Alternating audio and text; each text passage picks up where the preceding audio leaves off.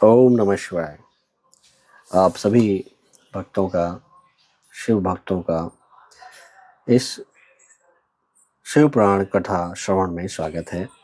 और आज हम कोटि रुद्र संहिता के अंतर्गत वैद्यनाथेश्वर ज्योतिर्लिंग के प्राकट्य की कथा तथा महिमा सुनाएंगे और इसके आगे और भी कथाएं होंगी।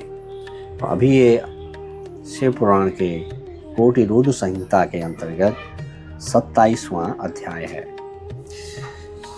सूत जी कहते हैं, अब मैं वैद्यनाथेश्वर ज्योतिर्लिंग का पापहारी महात्म्य बताऊंगा। सुनो। राक्षस राज रावण, जो बड़ा अभिमानी और अपने अहंकार को प्रकट करने वाला था, उत्तम पर्वत कैलाश पर भक्ति भाव से शिव की आराधना कर रहा था। कुछ काल तक आराधना करने पर जब महादेव प्रसन्न नहीं हुए, तब वह शिव की प्रसन्नता के लिए दूसरा तप करने लगा।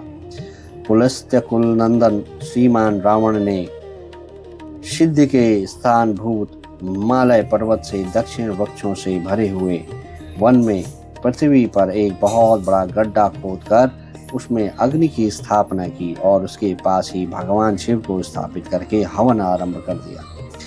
ग्रीष्म ऋतु में वह 5 अग्नियों के बीच में बैठता। वर्षा ऋतु में जब वे अपने प्रदेश में लौट आते हैं, वर्षा ऋतु में खुले मैदान में चबूतरे पर सोता और शीतकाल में जल के भीतर खड़ा रहता। इस तरह की 3 प्रकार से उसकी तपस्या चलती थी। इस रीति से रावण ने बहुत तप किया तो भी दुरात्माओं के लिए, जिनको रिझाना कठिन है, वे परमात्मा महेश्वर उस पर प्रसन्न नहीं हुए। तब महामनस्वी दैत्यराज रावण ने अपना मस्तक काटकर शंकर जी का पूजन प्रारंभ किया। विधिपूर्वक शिव की पूजा करके वह अपना एक सिर काटता और भगवान को समर्पित कर देता।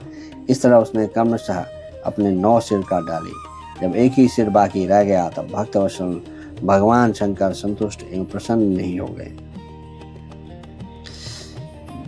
भगवान शंकर संतुष्ट एवं प्रसन्न हो वहीं उसके सामने प्रकट हो गए। भगवान शिव ने उसके सभी मस्तकों को पूर्ववत निरोग करके उसे उसकी इच्छा से अनुसार उत्तम अनुपम बल प्रदान किया। भगवान शिव का कृपा प्रसाद पाकर राक्षस रावण ने नतमस्तक हो हाथ जोड़कर उनसे कहा, देवेश्वर प्रसन्न होइए, मैं आपको लंका में ले चलता हूँ। आप मेरे इस मनोरथ को सफल कीजिए, मैं आपकी शरण में आया हूँ। रावण के ऐसा कहने पर भगवान शंकर बड़े संकट में पड़ गए और अनमने होकर बोले, राक्षस राज, मेरी सार गर्भित बात सुनो। तो मेरे इस उत्तम लिंग को भक्ति भाव से अपने घर ले जाओ, परंतु जब तुम्हें इससे भूमि पर कहीं पर रख दोगे, तब यह वहीं सुस्थिर हो जाएगा, इसमें संदेह नहीं है। और तुम्हारी जैसी इच्छा हो वैसा ही करो। सूत जी कहते हैं, ब्राह्मणों, भगवान शंकर के ऐसा कहने पर राक्षस राज रावण बहुत अच्छा यह कहकर शिवलिंग तथा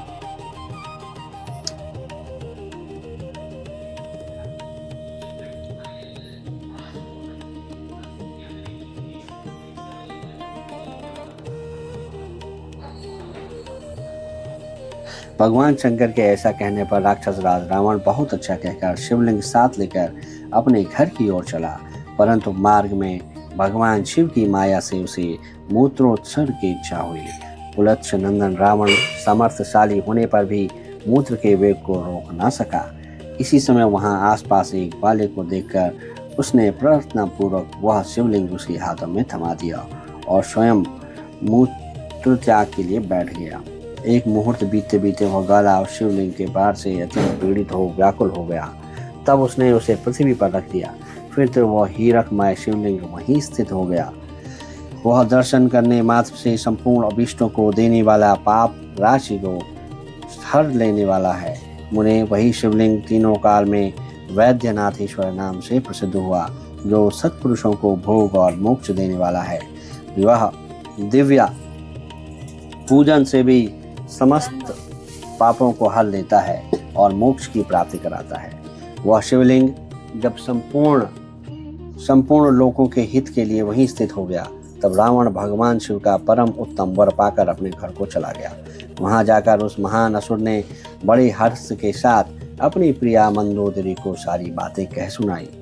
इंद्र आदि संपूर्ण देवता और निर्मल मुनियों ने जब यह समाचार सुना तब वे परस्पर सलाह करके वहां आए। उन सब का मन भगवान शिव में लगा हुआ था।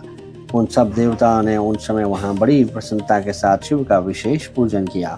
वहां भगवान शंकर का प्रत्यक्ष दर्शन करके देवताओं ने उस शिवलिंग की विधिवत स्थापना की और उसका वैद्यनाथ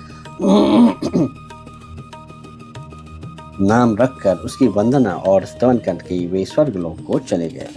ऋषियों ने पूछा, सूत जी, जब वह शिवलिंग वहीं स्थित हो गया तथा रावण को अपने घर को चला गया तब वहां कौन सी घटना घटित हुई, यह आप बताइए।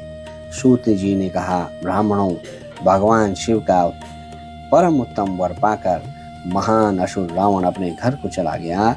वहां अपनी प्रिया से ये सब बातें कही और वह अत्यंत आनंद का अनुभव करने लगा।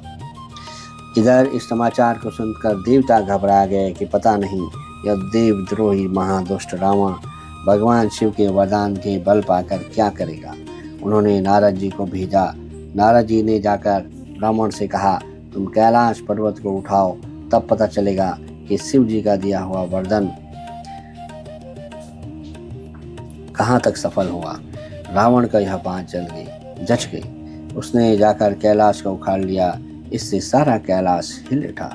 तब गिरिजा के कहने पर महादेव जी ने रावण को घमंडी समझकर इस प्रकार श्राप दे दिया।